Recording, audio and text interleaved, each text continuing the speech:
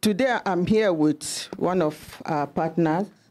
She's going to speak a little bit about autism, sir. Okay. Good morning, my ordinary president. Good morning, Brekete family. My name is Juliet Gang, and I am a special needs specialist. When I say special needs, it encompasses different things. We have autism, we have ADHD, hearing impairments, which everybody calls deaf. We have visual impaired, which people call blind, and then other disorders. But today specifically, I would like to talk about autism, which is a non-visible disorder. Now, most people that have it, because it's not visible, people don't see it, we don't talk about it a lot. So I'm just briefly going to talk about the symptoms, and then I'm also going to talk about the causes, and then I'm also going to touch on the intervention strategies that we have on ground for people with such disorder. Make we appreciate her. Thank you. Now, for the causes, most of the causes that we know or scientists have researched on, they have said that it is neurological or biological. That is that it is inherited from generations. Now, your grandparents might have it, but you might not have it, and then it keeps to your children. That it was recessive in you, but it's dominant in your children. So from research, it has shown that most of the cases are inherited. Also, age of parents. Sometimes we've seen that if the mother or even the father is a bit aged, on the older age, there's a possibility or there's a risk, you know. And then the truth is that there's no known test on ground now to be able to check when the child is born, if this child is autistic or not. Even abroad, the best that they are able to do is that they'll check the brain functioning. And it has been seen that the structure of their brain, that is those with autism, is different from the brains of others. Now, it is not a disease, it is not communicable, it is not transferable, and as I already said, it is not visible. That is, if you see someone on the street, you will not readily know that this person is autistic. But then, I'll go to the characteristics now, how you'll be able to know that, okay, this person is experiencing delays. Because even in our churches, in the markets, in almost everywhere, there are people that are suffering with such disorder, but we don't know. Now, the most visible hallmark of autism for most people is speech delays. Now, you see a child 2, 3, 4 years, 5 years, some even 10 years, some even into adulthood, they cannot speak. We call them pre-verbal or non-verbal. That is one of the major symptoms now, I would say. And then we'll also look at social interaction. Some of them cannot stay where everybody is like this. They would want to hide in their corners. They want to interact with only themselves. Some, even if you touch them, you will see a certain kind of reaction. Some are bright lights triggers them, and then you see them throwing tantrums and crying. Some, if it's loud noises, you see them trying to cover their ears. There are a lot of children that I work with that even the sound of my voice triggers them. So you'd almost have to whisper. You almost have to whisper into their ears to avoid meltdowns or traumas. And then there are some that have sensory sensitivities. That is, they select particular textures of food. They don't eat everything. So you might see some who poor say... man picking the select food. Okay, continue. Yes, sir. So it's actually not their fault. It's not their own making like that. There's something we call oral sensitivity that causes that. So you see them selecting particular textures of food. You see some of them, you can't brush them. They are very, they refuse toothbrushing. You know, even some to comb their hair, they are very adverse to it. Some particular textures of clothes, once you put it on them, you see them reacting and throwing tantrums. And now the thing is that most times, because these people, most times because they are non-verbal or they are pre-verbal, they cannot readily tell you that this is the problem or this is what I'm going through. And then some of them, you see them tiptoeing. They walk on their toes. So instead of their foot to be flat, they are walking on their toes. That is because they are trying to gain balance. Most of them have an imbalance in their brain. So that tiptoeing is sort of giving them the needed balance that they have. And then we also have those that they have repetitive behaviors, what we call repetitive behaviors or challenging behaviors. You will see them waving their hands. They can wave their hands for like an hour if nobody stops them. Or they are attracted to spinning objects like fans, something like a ceiling fan. They can fixate on that ceiling fan for even 2 hours if nobody stops them. We can also see those that that are always looking for inputs in their hands. So you see them tearing papers, looking for something. They're always just looking for something to touch. So if you give them money, they go tear. Yes. Yeah. Yes, they'll tear it. And then another, the final thing is hyperactivity. So sometimes in churches or in public places, you see children that cannot stay, as the layman would say, they cannot stay in one place. So they are climbing here, they are jumping there, they are running around and everywhere. So that's also, now the thing is that because there is no awareness, a lot of people don't know. They'll be like, oh, this woman hold your child, or this woman did not train her child well and all that, but really is as part of that disorder. Now, those are but you know, say this sickness, it is strange to us. Yes, sir. It is strange to us. It not be African sickness, not be Nigerian sickness. It never to take away its start. And now this is GMO and the nonsense where we they chop in the name of fertilizer. Now, they continue.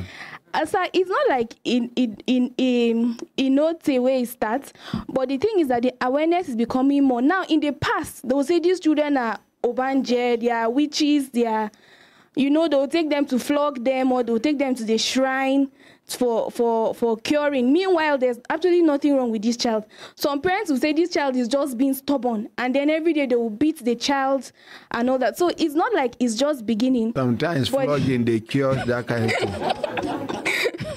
It will say, when they born me, this thing they photo say, because every day, minimum, I must fight like 2 times. I stubborn. I they do. If the day where I sick, my body they shake.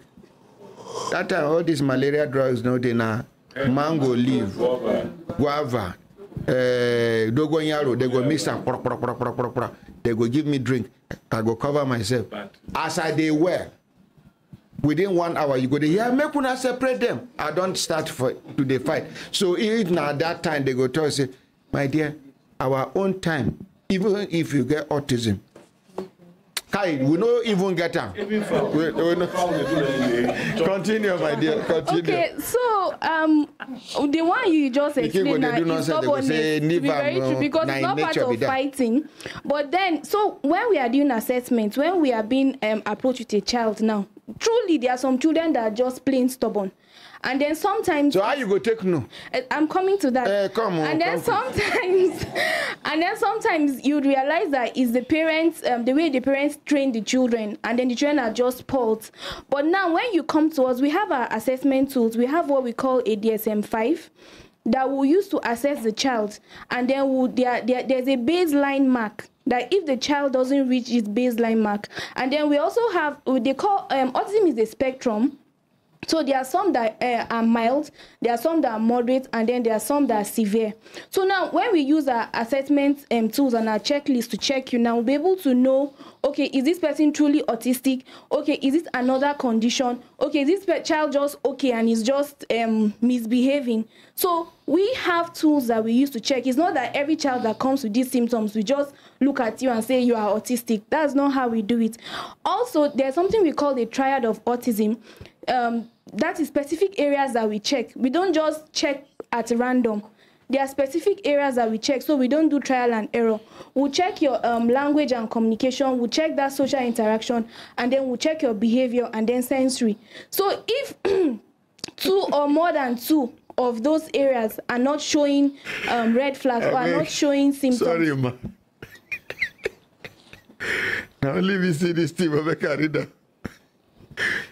Somebody tries to say part of the things that they cause this autism now.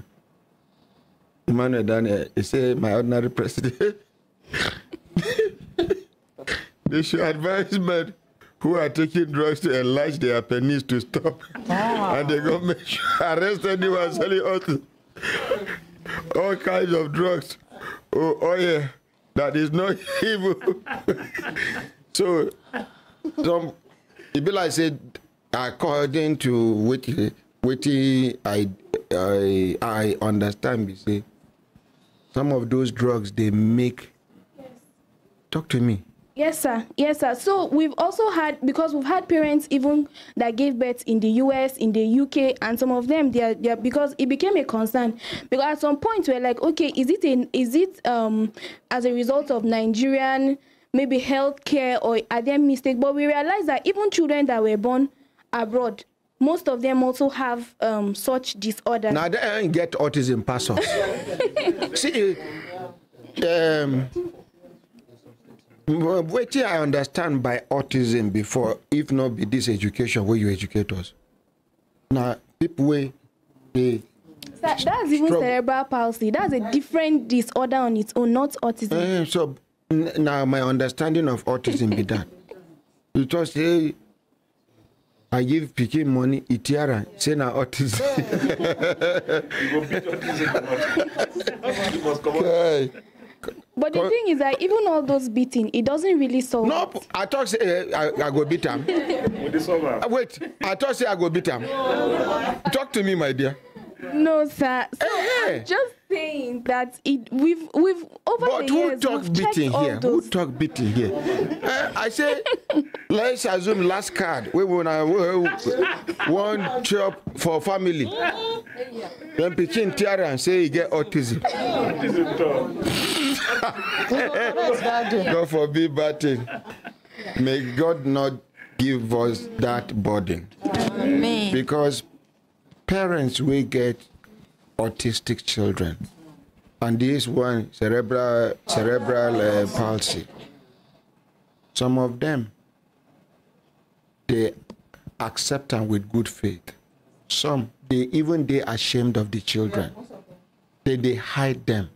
Even when you go visit them, they won't allow you to see the child, and it's not helping them. But I know the ones when we say they face them. One of my as I did go school, I don't know the department when he did.